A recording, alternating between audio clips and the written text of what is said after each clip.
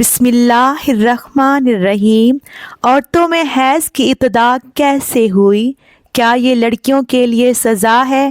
کیا یہ سچ ہے کہ حضرت حوا سلام اللہ علیہا کو سب سے پہلے حیض آیا جو اللہ کی طرف سے ان کے لیے سزا تھی؟ کیا حیض کی ابتدا بنی اسرائیل سے ہوئی؟ کیا بنی اسرائیل سے پہلے عورتیں حیض سے پاک تھیں؟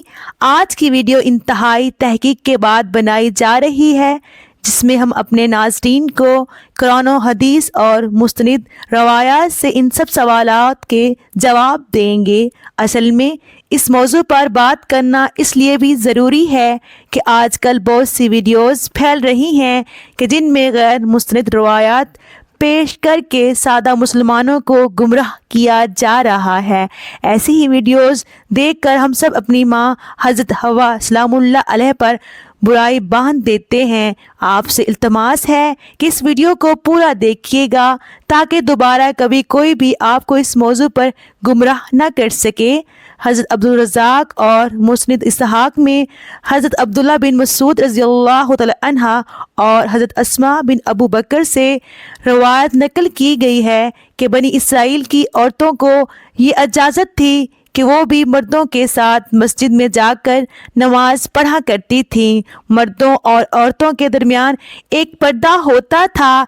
پھر ایک دن ایک لڑکی اپنی ایڑیاں اٹھا کر مردوں میں اپنے یار کو دیکھنے لگی اور پھر اس نے یہ روزانہ کا معمول بنا لیا۔ اس کی دیکھا دیکھی سبھی عورتیں اپنی مسجد میں آتیں اور پھر ایڑیاں اٹھا کر پردے کے اوپر سے غیر مردوں سے تاک جھانک میں لگ گئیں۔ چنانچہ ان کو مسجد میں جانے سے ایسے روکا گیا کہ ان پر حیض مسلط کر دیا گیا۔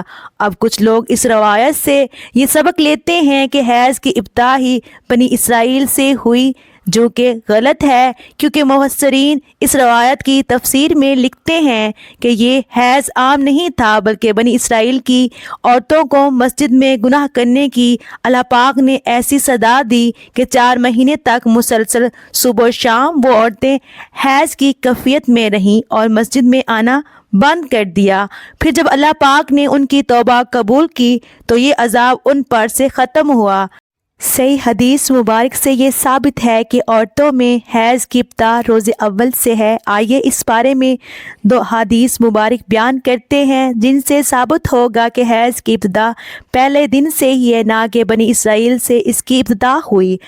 حضرت عائشہ رضی اللہ تعالی عنہا حجۃ الوداع میں اللہ کے رسول صلی اللہ علیہ وآلہ وسلم کے ساتھ حج کے ارادے سے نکلی۔ راستے میں انہیں حیض آ گیا تو وہ اس اندیشے سے رونے لگی کہ اب وہ مناسک حج ادا کرنے سے محروم ہو جائیں گی۔ آپ کو معلوم ہوا تو آپ نے انہیں سمجھاتے ہوئے فرمایا، یہ ایسی چیز ہے جسے اللہ تعالیٰ نے اولاد آدم میں عورتوں کے لیے لازم کر دیا ہے۔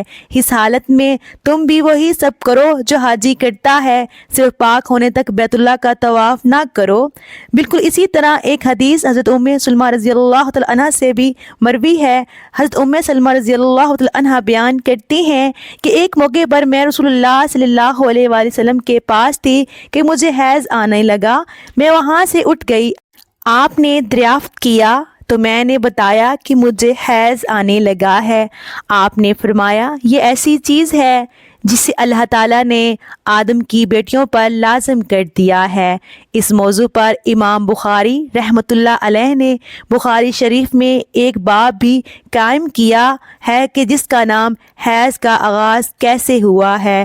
امام بخاری لکھتے ہیں، حضور اکرم صلی اللہ علیہ وآلہ وسلم نے فرمایا، یہ وہ چیز ہے کہ جسے اللہ نے آدم کی بیٹیوں پر لازم کیا ہے۔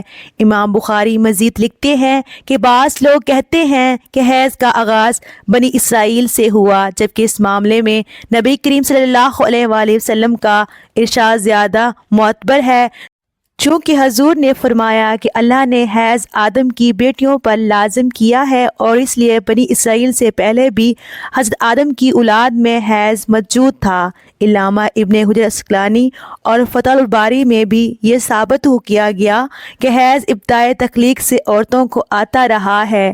اب بات کرتے ہیں ان روایات کے کہ جن میں یہ کہا جاتا ہے کہ حیض کی ابتدا حضرت حوا سے ہوئی اور ایسا بطور سزا ہوا۔ امام طبری رحمۃ اللہ علیہ سورہ بقرہ کی آیت نمبر 25 کی تفسیر میں حضرت عبد الرحمن بن زید رحمۃ اللہ علیہ کی یہ روایت نقل کرتے ہیں کہ حضرت حوا کو پہلے حیض نہیں آتا تھا۔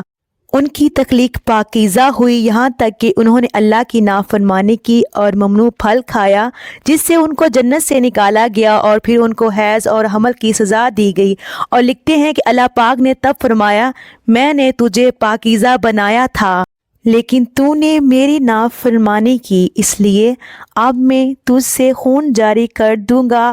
امام طبری کے علاوہ باقی تمام مفسرین نے ان روایت کو جھٹلایا ہے اور ان روایات کو غیر مستند اور ناقابل قبول کہا ہے۔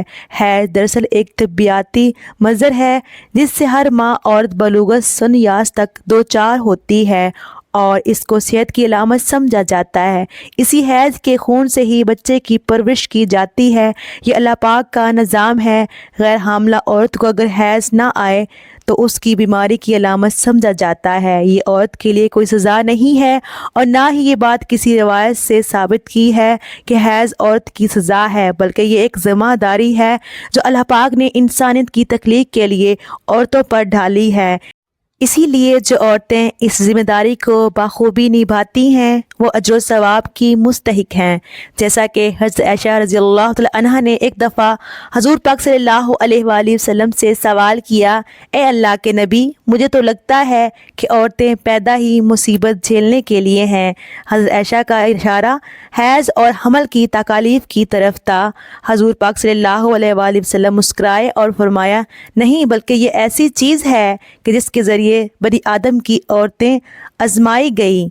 اس حدیث کی تشریح میں علامہ ابن حجر رحمۃ اللہ علیہ فتح الباری میں لکھتے ہیں کہ عورتوں کی تخلیق ہی اللہ پاک نے ایسے کی ہے کہ انہیں حیض آئے، اسے ان پر پہلے دن سے ہی لازم کر دیا گیا۔ جو عورت اس پر صبر کرے گی تو وہ اجر و ثواب کی مستحق ہوگی، اور جو اس کو مصیبت اور برائی سمجھے گی تو وہ اللہ کی تخلیق میں عیب نکالنے جیسے گناہ کی مرتکب ہوگی۔ امید ہے کہ اب آپ جان چکے ہوں گے کہ نہ تو یہ کوئی سزا ہے عورتوں کی، اور نہ ہی اسے سزا کے طور پر حضرت حوا سلام اللہ علیہ پر مسلط کیا گیا، اور نہ ہی حیض بنی اسرائیل کی عورتوں سے شروع ہوا، بلکہ حیض و حمل تو اللہ پاک کی آزمائش ہیں عورتوں کے لیے، جن کا اللہ پاک بروز قیامت عورتوں کو اجر و ثواب عطا فرمائے گا۔